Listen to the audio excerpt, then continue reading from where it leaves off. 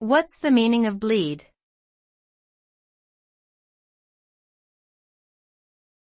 Bleed.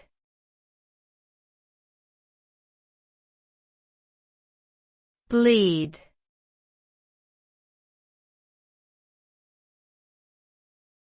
Bleed.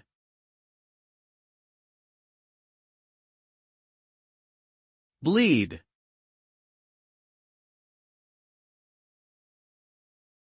The term bleed can have different meanings depending on the context.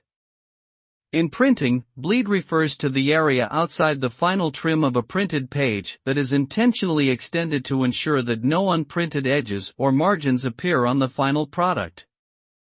This is particularly important when the image or design extends to the edge of the paper.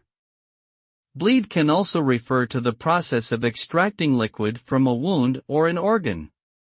The term is also used in the context of music production, where it describes the unintentional recording of sound from one track onto another track during the recording process. In graphic design, bleed is a technical term that is crucial to producing high-quality printed materials.